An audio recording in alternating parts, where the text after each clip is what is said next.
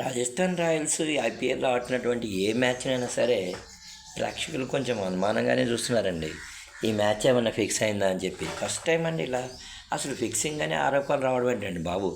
చాలా మ్యాచెస్ అసలు గెలుస్తుంది అనుకున్న మూమెంట్లో ఓడిపోయిన విధానం కావచ్చు, ఒక్కొక్కసారి అసలు పేలవమైనటువంటి ఆడతీరు అనమాట.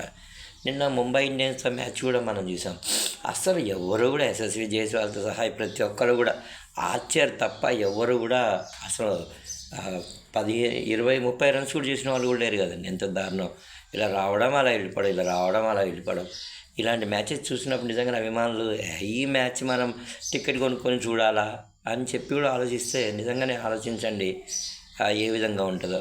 కాబట్టి అట్లా కాదండి. అసలు నిజంగా ఆర్సీబీ ఆడుతున్నటువంటి మ్యాచ్లు తప్ప ఏ మ్యాచ్ కూడా పూర్తి స్థాయిలో ఇన్వాల్వ్ అయ్యి చూడాలనే ఆలోచన అయితే గొప్పగా అయితే అనబడట్లేదండి. అంతా కొంచెం ఒక్కొక్కసారి ఒక మ్యాచ్ని ప్రేక్షకులు ఎప్పుడూ కూడా అనుమానాస్పదంగా చూడకూడదండి. ఇక్కడ చూడండి, డిఆర్ఎస్ టైం అయిపోయిన తర్వాత డిఆర్ఎస్ ఇవ్వరు కదా, మరి ఏ విధంగా ఇచ్చారు? ఆ టైం ఏమన్నా పొరపాటు చూపించిందా? ఇవన్నీ కూడా పెద్ద ప్రశ్నలు అయిపోయారనమాట. ఈరోజు చాలా పేపర్లలో చాలా నెట్లో ఇదంతా కూడా ఇవే కామెంట్స్ అనేది మనకి వైరల్ అవుతూ ఉన్నాయన్నమాట. ఎవరన్నా ఒక రెస్పాన్సిబుల్ తీసుకోవాలి కదండి. బ్యాటింగ్ ఆడుతున్నప్పుడు ఎవరికి వాళ్ళు వైభవ్ సూర్యవంశీ మీద ప్రెషర్ ఉంటుందని చెప్పి అందరికీ తెలిసిందే. అతన్ని కట్టడి చేయడానికి ప్రత్యేకమైన వ్యూహం అనేది ఏ టీం అయినా తయారు చేస్తుంది. ముంబై ఇండియన్స్ కూడా అలాంటి వ్యూహమే తయారు చేసింది.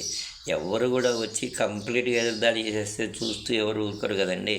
వాళ్ళ ఆలోచన వాళ్ళకు ఉంటాయి. వైభవ్ సూర్యవంశీ అంత పెద్ద పెర్ఫార్మెన్స్ నేను ఉండకపోవచ్చు అని చెప్పి చాలామంది ఎక్స్పెక్ట్ చేశారు. అదే జరిగింది అక్కడ.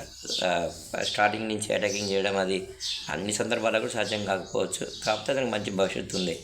ఒక మ్యాచ్ని మనం చూడాలి అంటే నిజంగానే రెండు సముజ్జీవమైనటువంటి జట్లు ఇద్దరు కూడా గెలుపు కోసమే పోరాడుతున్నారని చెప్పి ఉన్నట్లయితే మనకు బాగుంటుంది. కానీ అట్లా కాదు, వీళ్ళు గెలుపుని వేరే వాళ్ళకి ఇచ్చేయడానికి ఉన్నారని చెప్పి తెలిస్తే మాత్రం ఒక్కొక్కసారి అసలు ఇంట్రెస్టే పోద్దండి. ఒకటి చూడండి, మీరు ఐపీఎల్ కలగోర గంపలాగా అయిపోయిందండి. ఏ దేశం వాళ్ళు ఎక్కడ ఎవరెవరికి ఆడుతున్నారు ఇదంతా ఉంది. అయినా సరే క్రికెట్ మీద అభిమానంతో మనం చూస్తూ ఉన్నాం అనమాట.